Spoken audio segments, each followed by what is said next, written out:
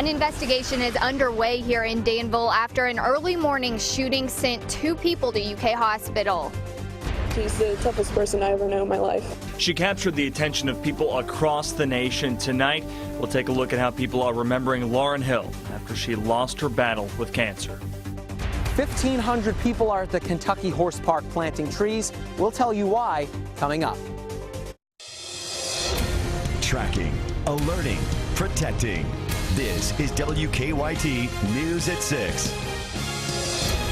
Good evening. Thanks for joining us this evening. I'm Sean Moody in for Kristen Kennedy. 2 people are recovering tonight after a shooting this morning. It happened around 3:30 at a club in Danville. When police got there, they said they found 1 victim on the ground. The other later showed up at the hospital. WKYT's Hillary Thornton talked to people living in that area who heard the shots go off. She has our top story at 6.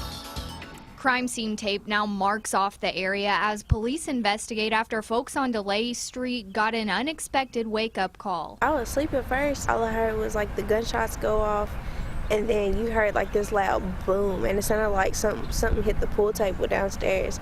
And then you heard a couple more shots, and then you heard some screams, and then more shots.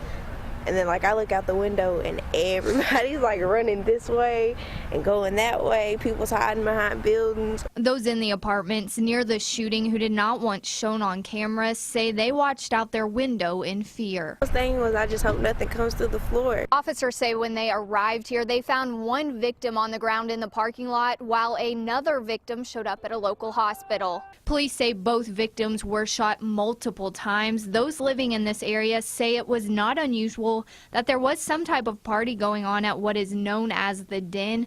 However, they say some of the group there last night was not the normal crowd. Everyone that I seen like taking off running was like younger people, and it's usually not younger people there, it's usually older people. A scary morning. People that were shooting, they didn't even have no respect for anybody else. One that has many living here ready to move. Makes me not at ease at all, because like bullets have no name. And when people are reckless and just wanting to shoot and being ignorant, that's what it is, ignorance. Because this is a small town. None of that should be going on here. In Danville, Hillary Thornton, WKYT. And police have since identified the victims as 28-year-old Waka Beasley and 27-year-old Brandon Lofton. Beasley was airlifted to UK hospital. Investigators say their injuries are serious. They have not made any arrests. Police in Lexington are trying to track down a man who they say robbed a business at gunpoint. It happened last night around 11:30 at the Speedway gas station on North Broadway. Investigators say a man with a gun approached someone, took cash, and then ran off. Police described the suspect as a man in his 50s wearing a jean jacket. Police are also looking for 2 people who they say tried to rob a gas station. Police say last night 2 men walked into the Marathon gas station on Clays Mill Road and tried to take money from the cash register. When the clerk approached them, they took off. Investigators believe the 2 men were wearing dark hoodies and white bandanas. One of them had a knife. We have a traffic alert to pass along to you tonight. Part of Interstate 64 near Shelbyville is shut down after a crash. That crash happened earlier today near the 24-mile marker. As you can see in that picture, their traffic is at a standstill. The Shelby County Sheriff's Office tells us semi-trucks are involved. The road has been shut down for several hours. Well, after nearly a week of severe weather, we're finally catching a well-deserved break. We're taking a look at downtown Lexington right now. The sun is making a return to the bluegrass, and so are the cooler temperatures. It looks like that beautiful weather is going to stick around for a while, so let's enjoy it while we can, shall we? Meteorologist Jim Caldwell has a first look at your forecast. Yeah, because things will be changing once we get past tomorrow. Showers and thunderstorms will be right back in the area. And it's going to be another wet week ahead. As we were looking downtown, I'm looking out toward Hamburg here from the station. You can see beautiful blue skies all throughout the entire area. Temperatures right now coming in the low 60s in Lexington. And the reason being, we're catching this, a north-northwest wind coming in at around 5 miles per hour. So it's keeping temperatures down because we're getting a cooler air mass from the north into our area. You go down to London, though, they're close to 70 degrees there, coming in at 68, 63, and Somerset and low 60s through central and eastern portions of Kentucky. There you see Kentucky's most powerful live Doppler. That's Defender, and everything is smooth sailing out there all across the Commonwealth. A little bit of cloud cover coming in from our west, some high thin clouds for the most part, at least getting deeper into Kentucky, and we might see some of those as we progress into the overnight hours. But the true focus of the forecast is the fact that the storm break is nearly over. Tomorrow is one last day of sunshine before it gets wet again. We will track those changes coming up for you in just a few minutes. All right, Jim, thank you. She said she wanted to be remembered and to touch people's lives, and it's safe to say she accomplished just that. Lauryn Hill captured the nation's attention while battling a rare form of brain cancer. She died yesterday at age 19. Last night, members of the community held a vigil in her honor, and Jeanette Levy is outside her high school with a look at how they're remembering her. At 8:22, Lauryn Hill's family and closest friends came together, lighting candles and remembering the good times. Leaning on the Lord's side. They reminisced about her time as a Girl Scout. That was the start of her friendship with many of the girls here. Tonight was what we all needed, just bringing up all these old memories and laughing about them, because these are the kind of memories that we don't want to forget with her. It's like, and I just keep thinking throughout this whole time, while Lauryn was learning to die, she taught us all to live. Lauryn also taught her friends how to fight, to take on a battle, even when the odds are against you. She was the person to do it. She fought 6 months after she was told that she was going to live and she's the toughest person I ever know in my life. The burning candles are a reminder of Lauryn's light, the way she inspired others, and the need to fight on. We didn't lose our friend today. We lost our sister. We've always been sisters. We all are part of each other's families, and Lauryn didn't lose her battle to cancer. She started the battle, and we need to continue it. We lost her in the battle, but the battle's still going.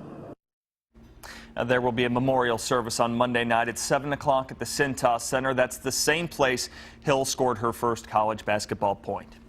Just days after announcing his plans to run for president, Senator Rand Paul will make an appearance on this weekend's edition of Face the Nation. The senator kicked off his campaign in New Hampshire. Today he made a trip to Nevada. In an interview with WKYT, Face the Nation host Bob Schieffer said he plans to discuss the Republican strategy and what he stands for. And I'm going to talk to him about what is his strategy, what does he stand for, why is he different, I'm going to give him a chance to tell us why he thinks he ought to get the Republican nomination. It's not what I think about it, it's what he is planning to tell the American people, and we'll try to draw that out. That interview will be tomorrow at 10:30 a.m. on Face the Nation. You can catch that right here on WKYT. Their mission is to bring more trees to the bluegrass. A group of volunteers spent the morning planting seedlings at the Kentucky Horse Park. It's part of an annual event called Reforest the Bluegrass. But as WKYT's Mike Linden found out, the trees have another function besides just keeping the city beautiful. For the past 16 years, volunteers have planted thousands of trees all over Lexington to reforest the bluegrass. To learn about trees, you have to touch trees. And so these folks are getting educated today. Organizers say more than 1,500 people are here at the Kentucky Horse Park planting trees. That's more than double their average number of volunteers. All right, good job. Good job. Saylor says the trees along Cane Run will act like sponges and help keep the creek water clean. There's a lot of different types of service that we do that sometimes you feel like you can't really see a difference, but this is one that you can see the difference immediately. Volunteers will plant more than 10,000 seedlings today. That could grow up to 100 feet over time. This is a great family activity. It's something we can all do together. It's something we'll remember from years to come. Since the event started in 1999, organizers say volunteers have planted more than 120,000 seedlings. And for the first time in more than a week, the weather was nice. It's gorgeous. It's definitely a gorgeous day for this. You know, couldn't have asked for a better day to plant trees. In Lexington, Mike Linden, WKYT.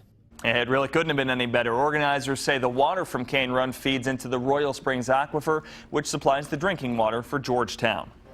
Well, this beautiful weather might have you also thinking about yard work. If you're looking for some ways to improve your yard, you can head over to the Central Kentucky Home and Garden Show. That show features local exhibitors who are ready to work with you and get your home and your garden ready for the outdoor season. That show runs until 8 o'clock this evening. It picks up again tomorrow morning starting at 11.